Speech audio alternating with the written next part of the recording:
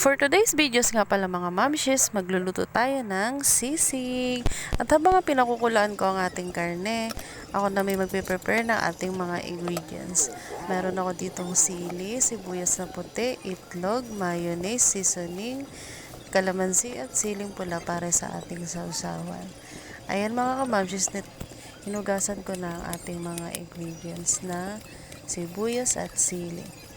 At makwento ko nga lang pala mga kamamshis, habang ako'y naghihiwa ng sili na yan, ng sibuyas. Nung first time ko nga pala mga kamamshis magluto ng sisig, hindi ko nabetan, hindi ko alam kung sisig ba to or ano. Basta, paano naman kasi ang ginawa ko dun mga kamamshis, pinagsama-sama ko lahat ng mga ingredients, lahat ng hiniwa ko, pati yata mayonnaise, sinama ko dun sa pan. So, ang ending, ang gara niya mga kamamshis, totally hindi namin nakain. Galit na galit nga nun yung mister ko eh. Sabi niya, nagsayang ka lang ika ng pera. Sabi sa akin ganyan. In short mga kamamshis, palpak. Pero sabi nga nila, try and try until you succeed. O, diba mga mamshi? At ang tanging nasabi ko na nga lang pala mamshi sa asawa ko ay, bakit ganun? Ginawa ko naman ang lahat. Bakit nagkaganyan pa din? Kahit ganun pa man ang nangyari mga kamamshis, at kahit ganun pa man ang nangyari mga kamamshis, at least sa pagkakamaling yun, meron tayong natutunan. O diba mga kamamshis? At balik na nga pala tayo dito mga kamamshis sa ating pagluluto. Ayan, at nagpapainit na ako ng pan sa aking kalan de social. Charis! At pag mainit na ang ating pan mga mamshis, pwede na tayong maglagay dyan ng star margarine. At ayan na nga, naglalagay tayo ng star margarine. Halu-haluin lang natin, tunawin lang natin sa pan mga kamamshis. At ang sunod dyan mga kamamshis ay ilagay na natin yung ating karne. Mga kamamshis, nasa sa inyo na nga pala dyan mga kamamshis kung gusto nyo ay tusta yung sisig nyo or medyo tusta lang, mga ganun. Nasa sa inyo yun mga kamamshis kung anong texture ba yung gusto nyo sa inyong sisig mga kamamshis. Sa mga oras na yan pala mga kamamshis eh, tatakpan ko na yan mga kamamshis. Huhugasan ko lang aking itatakip mga kamamshis kasi magdamag yan ng deriyan sa labas. Ganyan po talaga ako mga kamamshis. Bawat ginagamit ko sa bahay kasi nga nasa labas lang eh, hinuhugasan ko po talaga mga kamamshis. At mga kamamshis, pag nakita nyo nga pala na ganyan na yung texture ng inyong sisig mga kamamshis, pwede na natin ilagay dyan mga kamamshis yung siniwa-hiwa nating sili tsaka sibuyas. Ayan mga kamamshis, halo-halo lang. Halo-haluin nyo lang mga kamamshis na parang ganyan. Lulutuin lang natin mga kamamshis yung nilagay nating sili at sibuyas. Ayan mga kamamshis. At maya-maya lang yan mga kamamshis eh. At pagtapos nga nating halo-haluin ng ganyan mga kamamshis, tatakpan ko lang saglit. At maya-maya mga kamamshis, pwede na nating ilagay ang ating Knorr seasoning.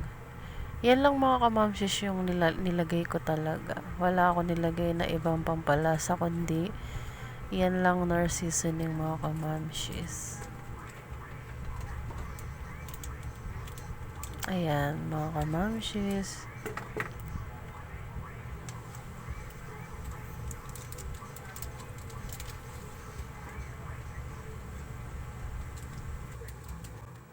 After ko nga palang malagay mga kamamshis ang Knorr seasoning, hinayaan ko lamang siya dyan ng kumulo hanggang sa matuyo-tuyo yung bahagya yung tubig niya mga kamamshis. Yun nga yung Knorr seasoning. At habang ang mga mamshi, hinahayaan ko na siyang kumulo dyan, maya-maya ay nag-prepare na din ako mga kamamshis ng itlog.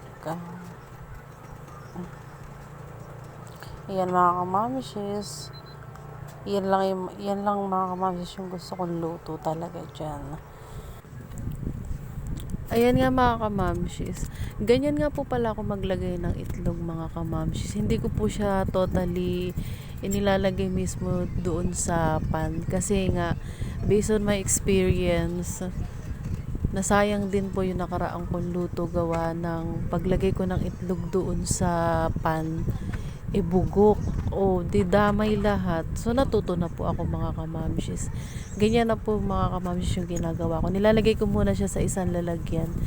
Tsaka ko na lang siya nilalagay dun sa lulutuin ko or sa niluluto ko mga kamamshis. Ayan nga mga kamamshis, sarap. Habang nga pala ako mga kamamshis, binovoice over ko to, my god, parang gusto ko na ulit magluto. Pero dahil nga medyo nagkakaedad na tayo mga mamshis, hindi po dapat tayo magkakain masyado ng mga ganyang pagkain. At sa punto na nga pala yung mga kamamshis, ayan, at inilagay ko na nga yung itlog na aking binati-bati kanina, ayan. At pinatay ko na din pala dyan mga kamamshis yung kalan.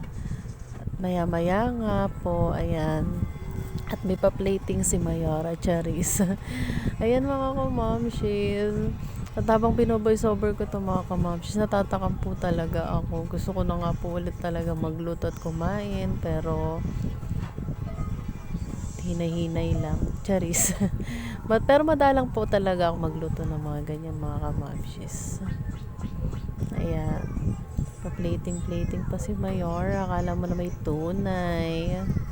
Ayan mga kamamshis. Sunod ko naman po palang ilalagay dyan mga kamamshis yung mayonnaise. Ayan. Final. Ang finaling ilalagay ay ang mayonnaise. So yun mga kamamshis. Tatakam po talaga ako.